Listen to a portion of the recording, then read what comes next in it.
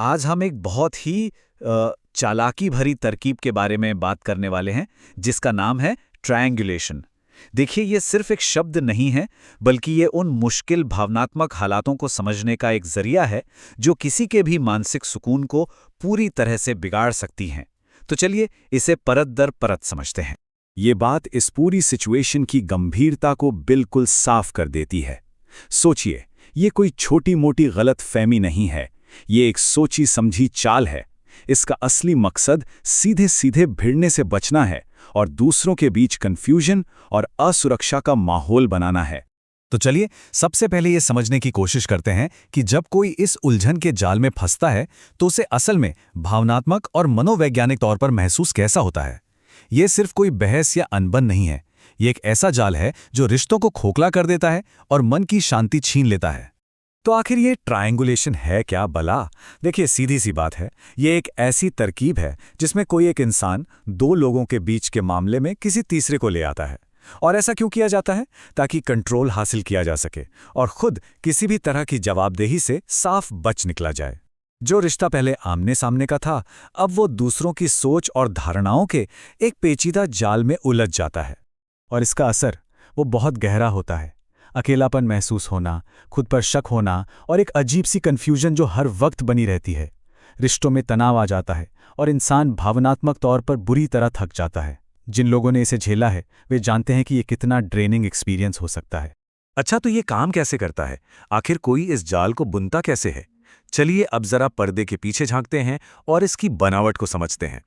इस पूरे खेल की सबसे मजेदार बात, या कहें कि सबसे खतरनाक बात यह है कि जो ये सब कर रहा है वो हमेशा सेंटर में रहता है।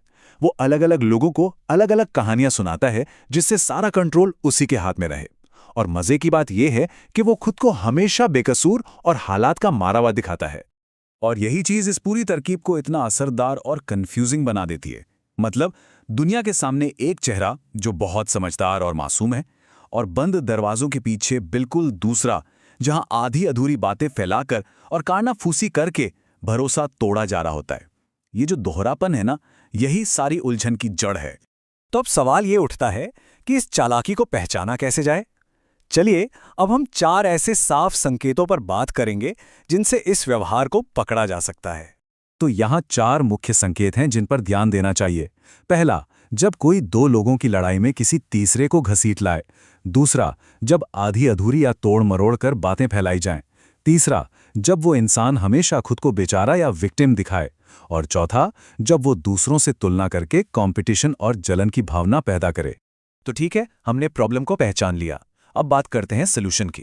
ये समझना बहुत जरूरी है कि हम कैसे अपना कंट्रोल और मन की शांति वापस पा सकते हैं। तो देखते हैं कि इस जाल से बाहर कैसे निकला जाए। सबसे पहला और सबसे जरूरी कदम, इस ड्रामे में हिस्सा ही मत लो। अगर कोई किसी तीसरे के बारे में गॉसिप या चर्चा करने की कोशिश करे, तो उसमें शामिल होने से साफ मना कर दें। इस खेल का हिस्सा बनने से इनकार करना ही आपकी पहली जीत है। दूसरा कदम है अपनी बाउंड्री सेट करना। खुद को बचाने के लिए थोड़ी दूरी बनाना बहुत जरूरी हो जाता है। उस इंसान से और ऐसे दूसरे लोगों से भी अपना कांटेक्ट कम से कम कर दें जो इस नेगेटिविटी को हवा देते हैं। अगर कोई गलत बात फैलाई गई है, तो सीधे सीधे सवाल पूछकर उसे क्लियर कर लें। लेकिन हाँ, यहाँ एक बात याद रखनी है, खुद को सही साबित करने के लिए लंबी चौड़ी सफाई देने के जाल में बिल्कुल नहीं फंसना है। सवाल पूछें, जवाब सुने और बात वही खत्म। और आखिर में जो सबसे पावरफुल तरीका है, वो है अपना ध्यान बाहर की इस उथल पुथल से हटाकर अंदर खुद पर लाना। अपनी इमोशनल हेल्थ पर फोकस करना इस पूरे खेल को मात देने का सबसे अच्छा तरीका है। तो इस पूरी बातचीत का सार क्या निकला, निचोड़ क्या है? इसका जवाब इस तरकीब के खिलाफ सबसे ताकतवर हथियार में छुपा है, और वो है जागरूकता। ये बात गांठ बांध लेनी चाहिए कि इस पूरी चाल का सिर्फ एक ही मकसद है, बिना किसी जिम्मेदारी के पावर हासिल करना। ये जानबूझकर खेला गया एक पावर गेम है, जिसमें दूसरों को उलझाकर कोई खुद को ताकतवर महसूस करता है। और इसीलिए इसे पहचानना ही इसे बेअसर करने की चाबी है। जिस पल कोई ये समझ जाता है कि उसके साथ क्या हो रहा है, उसी पल वो अपनी शक्ति वापस लेना शुरू कर देता है। बस पहचान लेना ही आधा काम कर देता है। तो आखिर में ये सवाल अपने आप से पूछने वाला है कि कौन सी बातचीत हैं जो हमारी एनर्जी, हमारे दिमागी सुकून के लायक हैं, ये समझ हमें ये फैसला लेने में मदद करती है कि हमें अपनी कीमती ऊर्जा कहाँ लगानी है।